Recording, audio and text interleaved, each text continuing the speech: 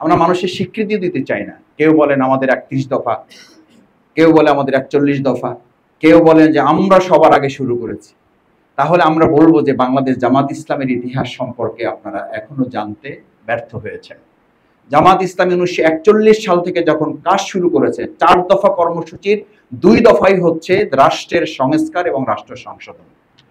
তাহলে কেউ যদি বলে আমরা 3 বছর আগে শুরু করেছি, তাহলে আমাদের তো বলতে হবে আমরা শুরু করেছি 1941 সাল থেকে। এটা জানতে যদি কেউ ব্যর্থ হয়, এই ব্যর্থতা তো জামাত ইসলামী না, এটা জনগণ জানে। জনগণ জানে বলে জামাত ইসলামী কোনো বছরের কথা উল্লেখ করে আমরা সংস্কারকে ধীরগতি করতে চাই না।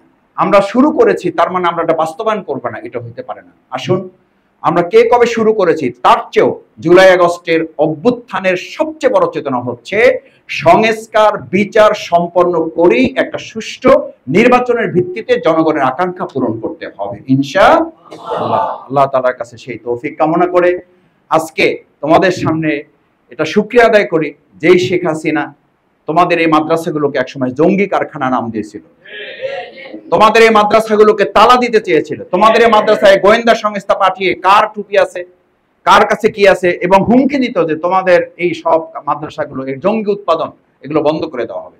তোমরা ইতিমধ্যে শুনেছো সেই শেখ হাসিনার শুধু কথার উপরে ভিত্তি করে তার ইতিমধ্যে 6 মাসের জেল হয়েছে। আমরা বলি 6 মাসের জেল তার সাথে একটা উপহাস করা মাত্র। তার 6 মাসের জেল, আমি রাস্তায় আসতে গিয়ে একজন রিকশাওয়ালা আমাকে বললো যে স্যার এটা শুনছেন নাকি যে তার 6 মাসের জেল হয়েছে? আমি বললাম শুনছি। তো ভালো খুশি হয়েছেন না? বলছে না, ওর তো 6 মাসের ফাঁসি হওয়া উচিত।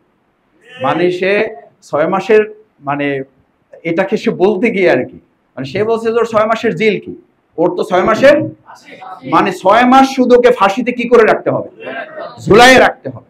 আমরা ট্রাইব্যুনালের কাছে আন্তর্জাতিক এই ট্রাইব্যুনাল যারা আইসিটি যারা বিচার করছেন, আমরা এই সরকার এবং সংশ্লিষ্টদেরকে বলবো এই যে রাজপথের রাস্তার একজন সাধারণ সম্মানিত শ্রমিকের তার যে আবেগ 6 মাসের জেল না, তার তো আসলে 6 মাস শুধু ফাঁসিতে ঝুলিয়ে রাখতে হবে। এইটা করা ছাড়া আওয়ামী লীগকে ভবিষ্যতে ফেসিবাদ থেকে আর বাংলাদেশকে আবার মুক্ত করা যাবে না, সেই প্রত্যাশা ব্যক্ত করে তোমাদের বিভিন্ন সময় কষ্ট হয়েছে, যে জালিমরা আমাদের উপর জুলুম চালিয়েছে, আল্লাহ যেন সেটার জন্য তোমাদের উত্তম জাযা দান করেন। তোমাদের যারা কর্তৃপক্ষ, সম্মানিত শিক্ষক, অভিভাবক যারা এটা দেখাশোনা করেন, আমরাও তাদের সাথে যোগাযোগ রেখে আমাদের মহানগরীর সম্মানিত আমির, আমরা আমাদের মাদ্রাসার ঢাকা মহানগরী দক্ষিণের যত এতিমখানা আছে আমরা চেষ্টা করি সব জায়গায় খোঁজ খবর রেখে যতদূর সম্ভব তোমাদের পাশে থাকার জন্য।